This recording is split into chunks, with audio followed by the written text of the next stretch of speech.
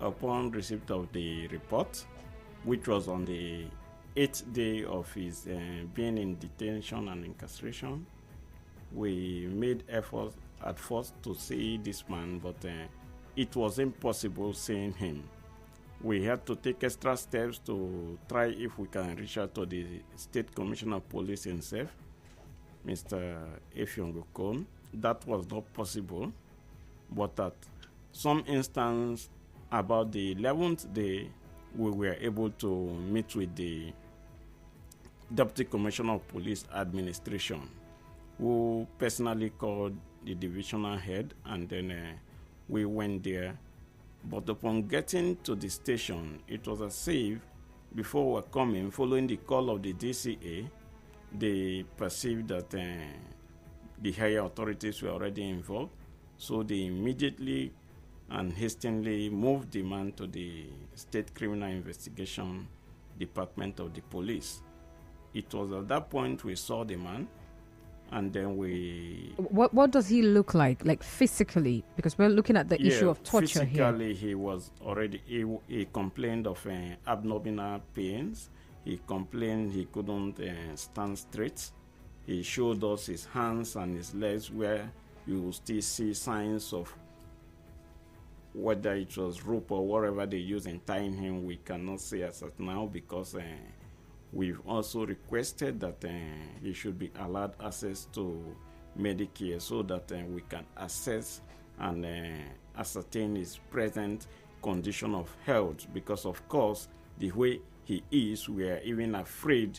We don't want to have another situation in the state where we will lose another person in police custody as a result of torture, which is the major reason why we are calling on the CP to not only release this man, but order an in-depth investigation to what happened to this man in police custody at the Minokoro Police Division. Because torture is against Section 34 of the 1999 Constitution of the Federal Republic of Nigeria, and then the Anti-Torture Act 2017, Section 4, also makes it prohibit. It also prohibits torture and makes it that there is no excuse for anyone to torture anybody under any guise. So it is of concern, and that is the state we have sent this man. This is about Thursday. We've not seen him yesterday and today. We've not seen him during the weekend, so we don't also know whether his health has further deteriorated, because as far as we're concerned, as of the information we got from the family this morning, he is yet to attain any Medicare. Interesting. So when we talk about torture, of course, you've already stated it. Even the Police Act, which was passed and signed into law in 2020, criminalizes and prohibits the use of torture by the police. And also, Section 1 of the Anti-Torture Act 2017 imposes an obligation on government to ensure that all persons, including suspects, detainees, and prisoners, are respected at all times, and that no person under investigation or held in custody is subjected to any form of physical or mental torture. So when we have issues like this, like right now, what you're calling for is more like release him to go get medical care so that we can be able to say this and that is what has happened to him. Now, who are you going to be holding responsible for the torture this man has been subjected to? Are you going to be holding the entire police force responsible, or the specific police officers who carried out the torture? Well, it may interest you to know that also Section 7 of the Anti-Torture Act 2017 is very clear about liability when it comes to the issue of torture. So in this case, we feel that in as much as the police authorities have a role to play, the officers that have carried out this act needs to be brought to book. Because when we keep putting an umbrella cover on persons who are hiding under the name of the force to commit all manner of atrocities, it has not helped us as a people. It has not helped us as a nation. So we want these officers that have done this act to be brought to book. Also, on liability, the section also makes it that whoever, be it a sponsor, be it someone that have assisted or been present, which is in this case the former employer of Mr. Success Bassi, he is also culpable in this act, because without him bringing him the police. Now to look at, he is a clergyman and a highly revered person in the temple of justice, and then seeing this act being carried out without anything, because I don't want to believe that after that arrest no investigation have been done. According to the man, he has just been kept there, and he was told by these officers who were torturing him that we were asked to torture you until you confess to us. Now, that is very bad. It is inhuman and it is unacceptable in any way of modern policing. Because when we are talking about torture, supposing this man dies, what happens? Not even looking at what crime. We are talking about an allegation yet to be proven. An allegation. Of course, the Constitution says he has a right to fair hearing. And if we've not done that, and then we've already started torturing this man, supposing he dies, what happens? So whoever has been part of the team that has carried out this arrest and has carried out this torture, including this person, including the complainant in this instance, who in his, to the best of his knowledge, knows that this man has been kept beyond reasonable time in police custody without investigation, who also knows that this man is, as a result of torture, is not having health challenges, and has refused that this man be released for treatment or be let go. Have to bear the liability for whatever torture that man has suffered.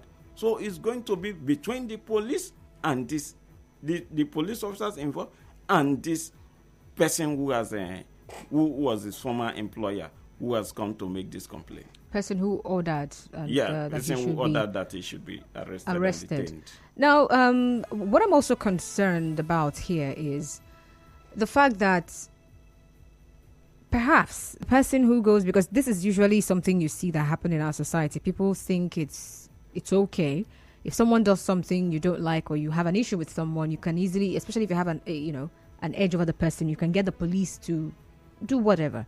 All right. And then I'm concerned with that in the sense that if the people don't know the law, how come the police is also not doing the right thing? We'll be right back. Stay tuned.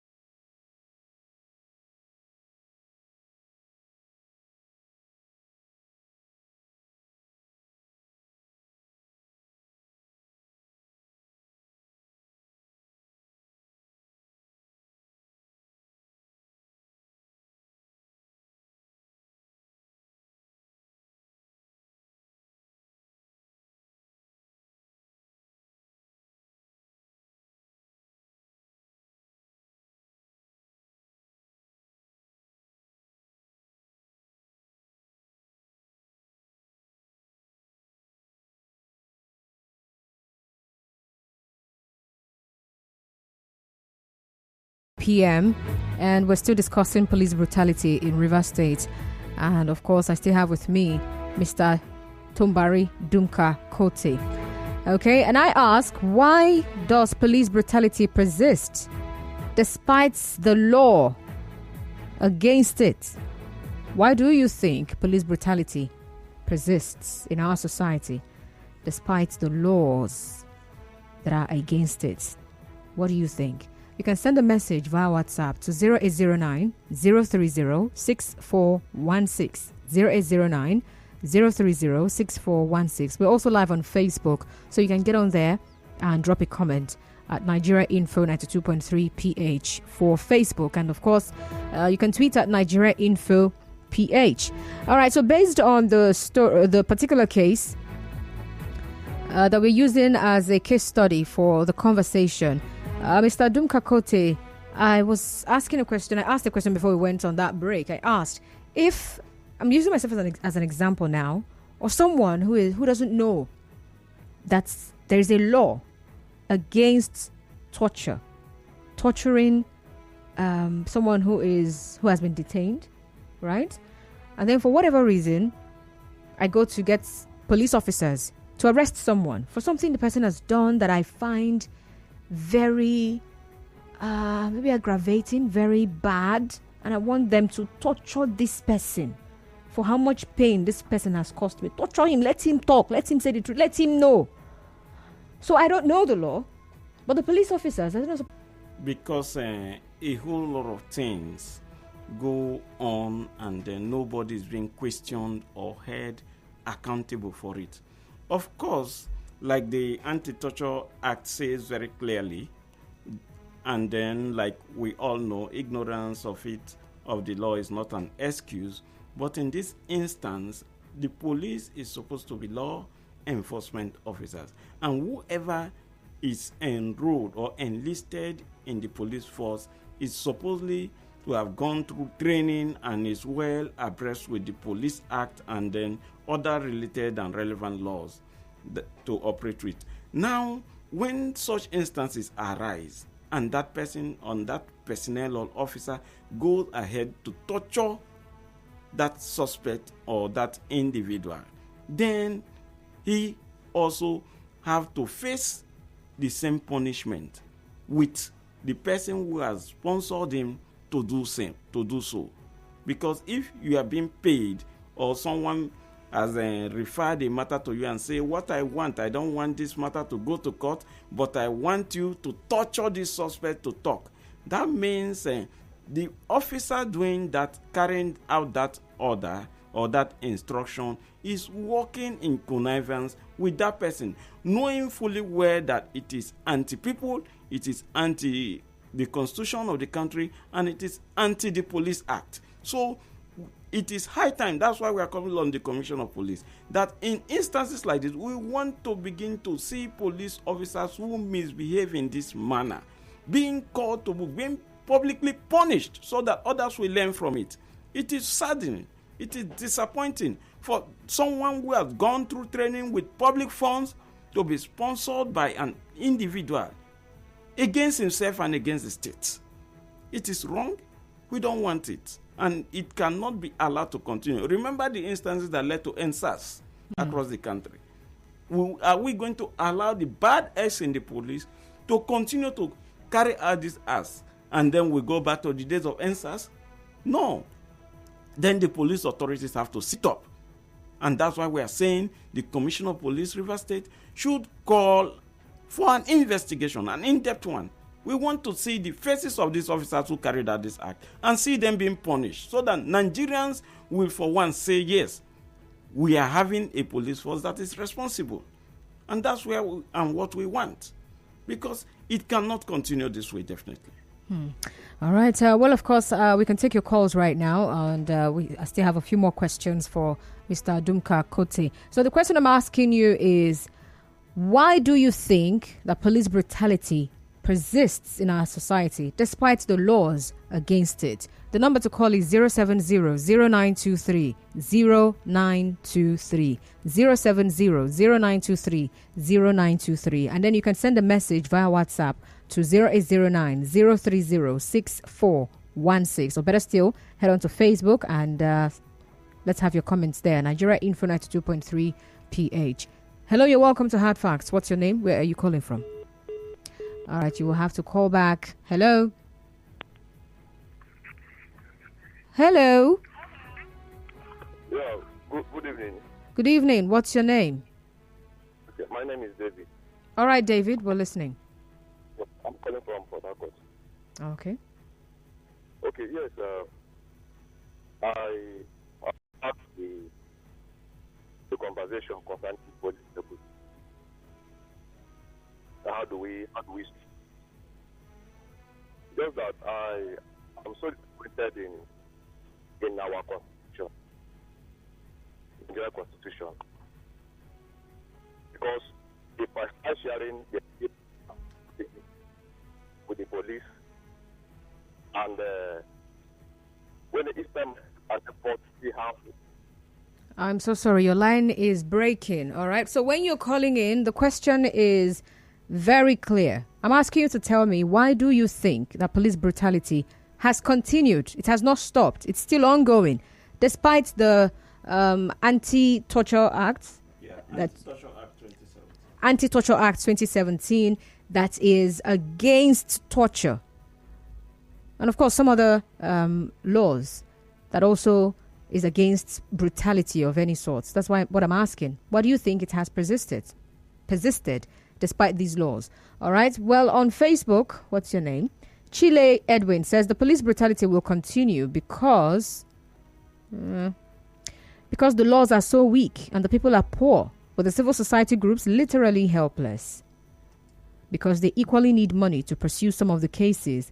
And the police hierarchy always will like to protect their own as the common people become hopeless and helpless in a country where the police, the lawyers, the judges, in fact, everyone needs money from you to do one thing or the other. Police brutality is for the poor masses, and this is the reason why it will continue. Chile Edwin. All right, please do well to call back if you can. Hello. Hello. Good evening. Welcome to Hard Facts. What's your name? Simeon. All right, Simeon. Simeon. I'm coming from Ghana. Okay, go on. The barrister there with you agreed to. He's not a barrister. Okay, not a barrister. A rights activist. The barrister. I love that. Well, I think the answer you seek to find is, it's simple. Just that we are a country that has laws that we cannot stand, yet nobody keeps those laws. No, I'm making us to appear as if we are a lawless a nation. If not, if the law is there in Constitution, the law is there in Police Act, what will make a policeman who is receiving a salary every month? He pays for that. Outside law. He's a fellow. I don't know. I am thinking if we can ask the IG to organize a course and refresh the mind of our cops. Tell them the law and also the. All right. Thank you very much for calling, although your line was breaking. Hello. Hello, good afternoon. Good evening, you're welcome. What's your name? Good evening. This is Dakuku from Apokeche. All right, Dakuku, go on. Let me put some. You see this law you are talking about. I know this law have not implemented. It have not signed by National Assembly and the President. If I thought this line should be signed, with the law she kind of, it's not these people called police people who are the people. Dakuku. Who are the charge of Dakuku. They are not doing anything. Okay. Even if they always do more than what they're supposed to do. Are you getting my point? Most of the other days, I saw a policeman who stole somebody in where he parked. That when he parked his car, they start with ordinary driver to park to drop a person. They try beating him as if he's a criminal. As somebody who has committed a crime, instead of them to say, pass word. All right, thank you very much for calling, Dakuku. You've not even answered my question. And second of all, we can't say something is a law if it has not been signed. All right. He says it has not been signed. No, the Anti-Torture Act was signed by President Muhammad Buhari on 29th of December 2017. So Dakuku, it's been signed it is no longer a bill. It's a law. All right. But thank you for calling. I actually need people to answer the question I'm asking. Livinus Njoko from HA says police brutality is persistent because the citizens do not like to confront culpable police officers for fear of such officers killing them extrajudicially. Again, if the human rights organizations could offer free service to the citizens in this regard, I think this will reduce the spate of police brutality and extrajudicial killings by the police and other security agencies. All right, thank you. Hello? Hello? Hello, good afternoon. Good evening. What's your name? Yeah, good evening. Yeah, my name is Stanley Bongre. All right, go on. Yeah, good day. Yes, talking about this police brutality and torture, I think one of the problems and the reasons why this thing is persisting in our society today is because of one is illiteracy. Most police officers, they do not understand and even know that torture is a crime against humanity. Because torturing somebody should not be the best way to find whether the person is guilty of the offense accused of or not. And secondly is lack of punishment, penalty against these police officers that are doing these things to people.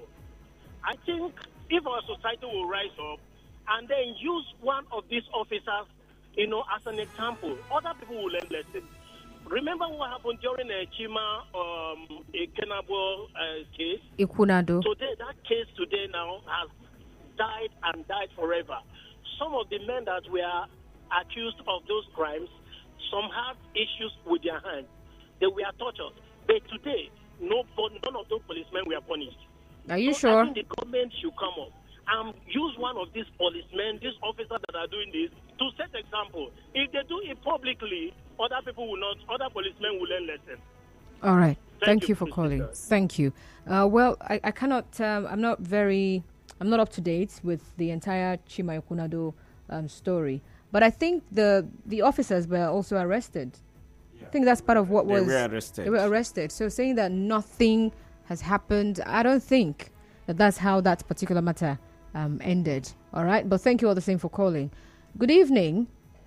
The crew. Torture by the police will persist because it is often done to the poor.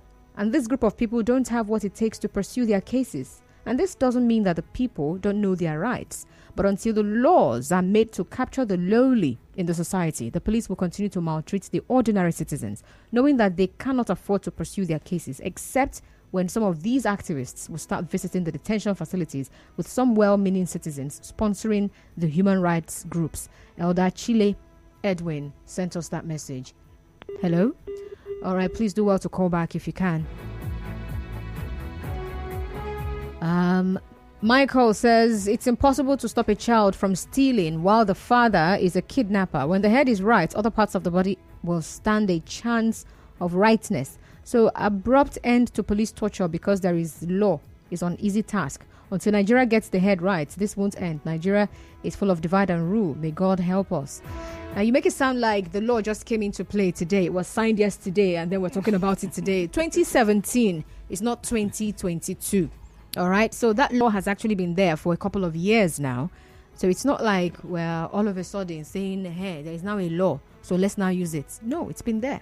And I believe there are people in the police force who are aware of this law and will not flout it. Yes, of course, the police, because that's why we at the civil society and we are calling that these particular bad eggs be fished out and made to face the law, because of course the police have been doing a good job. There are good eggs in the police. There are good ones who are there dedicated to duty and doing what they are supposed to do according to their training and the laws establishing the force. But even at that, there are still these ones who are bent and out to ensure that, in fact, I don't know how to describe it, but their acts and actions almost on daily basis are out to tarnish the image of the force, to bring down the image of the force. I'm saying this because you remember about 2 to 3 months ago, we had an issue where some police officers beat up a man and his wife, and then we were at the Commissioner of Police office where directive was given that matter be transferred to the police headquarters. Immediately they ran that evening, took these couples to court. The magistrate was not on seat. They hurriedly took these people to prison without any order from the court. So we have requested that the police punish those officers. Till date, we are yet to get anything on it. And then there is also another instance where some officers also did a similar thing against the order of the Commissioner of Police. So no one is being punished, and we want to begin to see people being punished. As I'm talking to you this afternoon, I'm coming from the anti-courtesan unit, still from the Minokoro Police Division, where a man who just bought a car have been arrested and detained. His car being parked there. We got there, we say, let us see this man. We were denied seeing the man. We say, okay, can we see the commander? We were also refused seeing the commander. So police officers who are bad eggs will always be there to want to frustrate the effort of the force and frustrate the efforts of the public. Yet they are being paid from the taxpayers' money. And we want to begin to see the police authorities coming out to deal out punishment to these persons accordingly, and not putting them under the umbrella or separate the bad eggs from the good ones so that the force can progress. We are complaining of people losing confidence in our security agencies because of acts like this. And if we are not careful in ensuring that we pull out these bad eggs, you will come back, we will be bringing the country to the situation where it will be assumed that every member of the force is bad. And when the force loses public confidence, of course, you know what is going to be the result. So we don't want that. We want the individuals and their sponsors to be brought to book by the police authorities and by the government. All right. Enyayi Monday Chidi on Facebook says, in police force, we have bad eggs. That's why all these evil are happening. May God help this country. Hello. Good evening. You are on Hard Facts. What's your name? Okay. I can't hear anything. Thank you very much, though. So, Mr. Dumka-Kote, I am... In this particular case that we've discussed so far, the case of the man who's being held and also tortured for a matter that is still under investigation, right? As with, some other cases of police brutality, is the court still the only hope of the common man? Yeah, the court is the hope of the common man. But we are also looking at having some judicial reforms. We are happy that the state governor, His Excellency Nyesom Wike, is coming up with some programs in that direction. Just yesterday, you note that the family court in Rivers State was opened, and it is a step further to addressing and ensuring speedy dispensation of justice. And then what we also want to look at and what we're calling on the Chief Judge of the state to do is also to sanction judicial officers who are not living up to expectation. And then where we have issues like this, issues that have come and bordering on the fundamental rights of an individual, those issues should be given accelerated hearing like political cases so that these persons can regain their freedom and be reunited with their families. Would you also say this delay in justice is part of the reasons why we have a congested prison facilities? They no longer call it prison, correctional facilities. Yeah, of course. It's a part of it because when you go to the court and the particular court is handling multifaceted cases and one judge who will crack his or her brain and then through all these matters of there will be adjournment. And if these persons are not enjoying any form of bail, then they are to facility for that period. And then it is going to, the only thing that will help the situation is some level of judicial reforms, which we hope that with the start that we've seen in the state where some persons were free from the correctional center at the instance of the chief judge of the state, that will be done progressively, especially those who have minor offenses against them and those who have overstayed their welcome in the facility. But of course, it is important that the speedy dispensation of justice will save not only the congestion in the correctional facility, but we allow both complainants and suspects fair hearing and then equality in having their fundamental human rights secured. All right. Well, let's see a couple of messages and then we'll wrap up the conversation. CH from Oyibo says, if the law being written is not being enforced, it will be like an ordinary paper, an ordinary useless paper. That's what he says. One last call. Hello. Just one last call. What's your name? Turn off your radio set. Yeah, the major issue why this is. What is your name, please? I'm Chukwum. I'm calling from Port Harcourt. All right, The go major on. issue why this thing is still happening is because of the weak judicial system. You decide to take up a case, and the case will take you like 3-4 years to solve with all the financial consequences involved, the lawyers charging you and all of that. So people may not want to go through that stress, and police officers they do this. So they exploit that to deal with whatever they want to deal with. And another thing is also the police system itself. Their structure is corrupt. Even when an officer is passing you on the road, you decide to go into the office to report. You find out that all of them are safe. The officer will begin to see how it's going to protect the person that maltreated you, try to put the whole blame on you, telling you that you will in their self.